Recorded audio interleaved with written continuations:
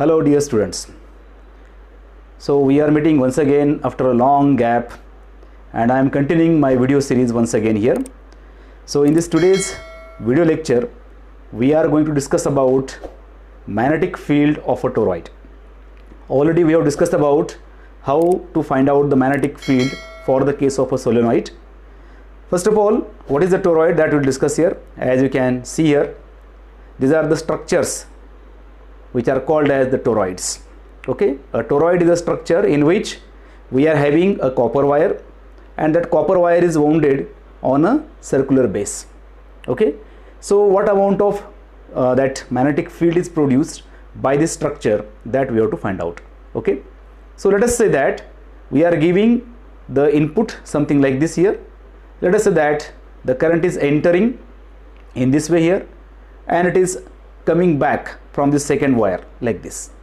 So we want to find out that when such type of current is passing inside that circular loops, then what amount of magnetic field is produced by them. Okay, so see here now, if I take a cross section of the toroid here, you can see here, if you can see this mouse pointer, if I take the cross section of this one, okay, what will happen here? Such type of structure I can see here. Now here, these cross marks and these dot marks, they are indicating direction of current.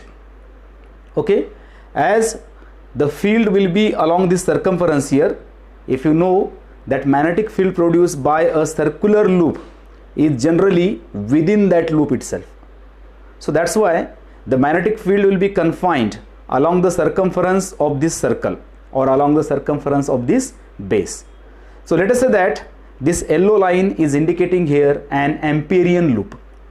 Okay, and if I think about direction of magnetic field, that direction of magnetic field is something like this. This is the current here I am showing, and these triangular marks or arrow marks, they are indicating direction of magnetic field. Okay, so this field is something like this. Let us say it is something like this. Okay, so we want to find out this field here. So to find out this field, let's take here the diagram once again, little bit beside to our corners, and we want to find out here now the magnetic field. To find out magnetic field, we are going to apply here Ampere's circuital law.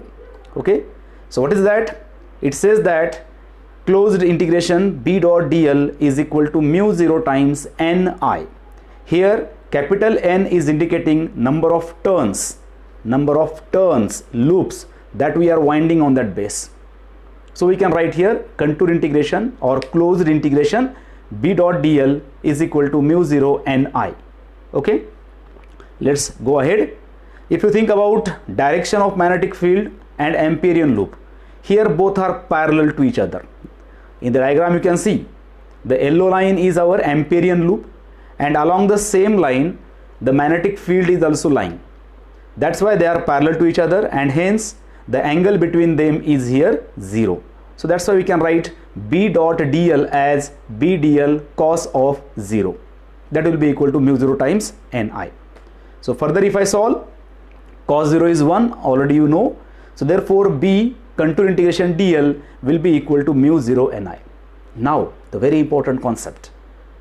In Ampere's law, when you are finding that integration dl particularly, that dl is standing for your Amperian loop. So if I take here in this diagram the integration of all that dl's, if I add all the dl's, if the radius of that Amperian loop is suppose r, which I have not shown in the diagram actually, okay, but let us say that the radius of that Amperian loop is r, then we can write that integration dl as 2 pi r. So therefore B 2 pi r will be equal to mu 0 times Ni, and if I further solve, I can write it as mu 0 n upon 2 pi r into I. Okay, so as you know that n upon 2 pi r indicating here number of turns per unit length. So I will replace it with small n, and I can write here B is equal to mu 0 Ni. So this is the magnetic field produced by the toroid. Okay, I hope that you understood up to this point how to find out the magnetic field of a toroid. So we'll stop here. Till then, take care. Bye.